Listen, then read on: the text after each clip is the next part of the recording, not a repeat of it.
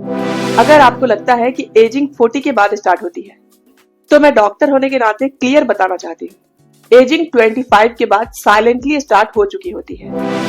और अगर 35 से पहले ये गलतियां कंटिन्यू रही तो फेस पर रिंकल्स, थकान, डलनेस बहुत फास्ट आ जाती है। वीडियो को एंड तक देखिए क्योंकि लास्ट वाली गलती सबसे ज्यादा कॉमन है। हेलो दोस्तों, मैं हूं डॉक्टर आफिया और आप देख रहे हैं द हर्ब मदर। यहाँ हम एजिंग को सिर्फ क्रीम से नहीं, बॉडी के साइंस से समझते हैं। एजिंग कब स्टार्ट होती है? साइंटिफिकली 25 के बाद कोलेजन प्रोडक्शन हर साल लगभग 1% कम होने लगता है, और अगर लाइफस्टाइल गलत हो तो ये एजिंग प्रोसेस डबल स्पीड से बढ़ जाती है। इसलिए आज मैं आपको बताऊंगी बिफोर 35 की वो गलतियां जो एजिंग को फास्ट कर देती है। मिस्टेक 1, सनस्क्रीन स्किप करना। सबसे बड़ी गलती लोग ये करते हैं कि जब वो घर पे होते हैं तो सनस्क्रीन नहीं लगाते, लेकिन यहीं पे सबसे बड़ा मिसअंडरस्टैंडिंग है। यूवी रेस इतनी स्मार्ट होती है कि वो सिर्फ धूप में ही नहीं, ग्लास, क्लाउड और ब्राइट लाइट को भी इजिली क्रॉस कर लेती है। जब ये रेस स्किन के अंदर जाती है तो डायरेक्टली कोलेजन को डैमेज करती है। और एक बात हमेशा याद रखिए, रिंकल्स का सबसे बड़ा रीजन एज नहीं होती, सन डैमेज होता है। इसलिए चाहे आप घर में हो या बाहर, सनस्क्रीन को रूटीन का पार्ट बना लीजिए। Mistake number 2, poor sleep and late nights. दूसरी सबसे बड़ी गलती, लेट नाइट तक जगना और फोन को स्क्रॉल करते रहना। साइंटिफिकली रात में 11 से 2 बजे के बीच हमारे बॉडी का मैक्सिमम रिपेयर वर्क होता है। इस टाइम पर स्किन कोलेजन बनाती है, सेल्स रिपेयर होते हैं और एजिंग स्लो होती है। और जब आप इस टाइम फोन स्क्रीन देख रहे होते हैं तो बॉडी को सिग्नल मिलता है रिपेयर मोड कैंसिल, और फिर रिजल्ट फेस पर दिखने लगता है, डार्क सर्कल्स, डल स्किन और early fine lines.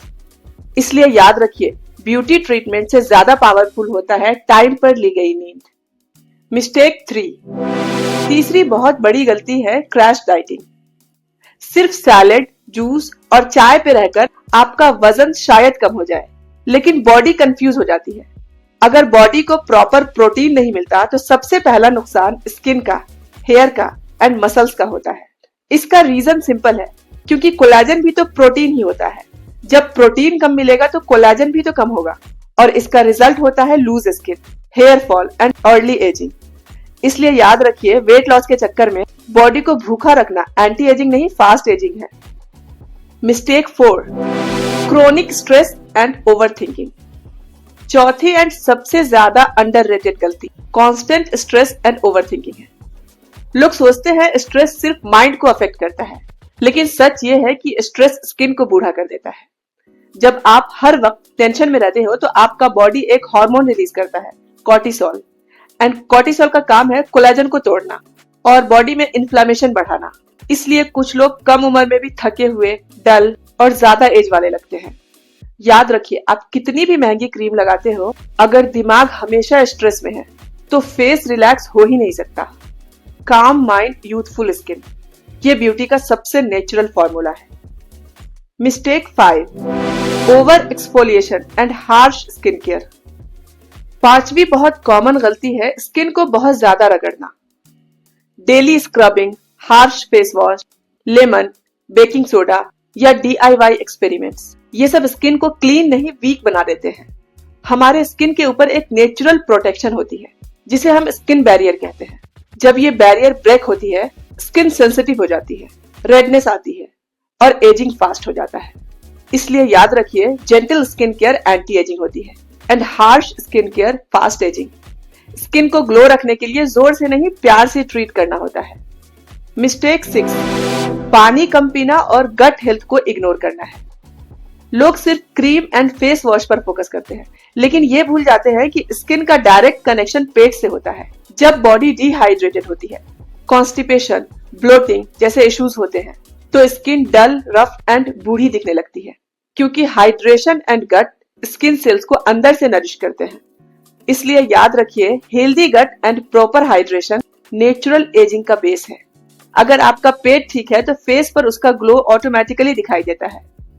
Ageing slow कैसे करें? अब अच्छी बात सुन लीजिए, एजिंग को स्लो किया जा सकता है। इसके लिए कोई महंगे ट्रीटमेंट या फिर फैंसी प्रोडक्ट्स जरूरी नहीं होते।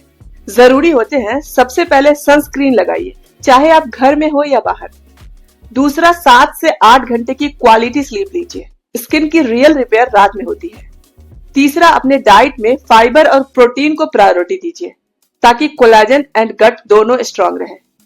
चौथा, स्ट्रेस को कंट्रोल करना सीखिए क्योंकि काम माइंड ही यूथफुल फेस देता है। और पांचवा, जेंटल स्किन केयर जो स्किन को प्रोटेक्ट करे, टॉर्चर नहीं। खुद को हाइड्रेट रखिए, गट हेल्थ को इंप्रूव करिए।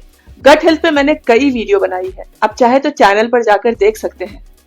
और अगर आप वेट लॉस करना चाहते हैं बिना भूखे रहे, एक बैलेंस डाइट के साथ जो आपके स्किन को भी हेल्दी रखेगा, तो इस चैनल पे वेट लॉस डाइट प्लान भी अवेलेबल है, आप चाहे तो देख सकते हैं।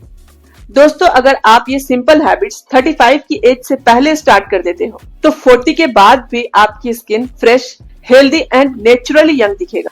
आज की सबसे इंपॉर्टेंट बात याद रखिए, एजिंग एज से नहीं होती, डेली हैबिट्स से होती है। अगर आप चाहते हो एंटी एजिंग रूटीन बिना एक्सपेंसिव प्रोडक्ट्स के, तो कमेंट में लिखिए स्लो एजिंग। और अगर ये वीडियो आपके लिए हेल्पफुल रहा हो तो इसे लाइक करिए, शेयर करिए और द हर्ब मदर को सब्सक्राइब करना मत भूलिए। मिलते हैं नेक्स्ट वीडियो में, तब तक के लिए स्टे सेफ, स्टे हेल्दी।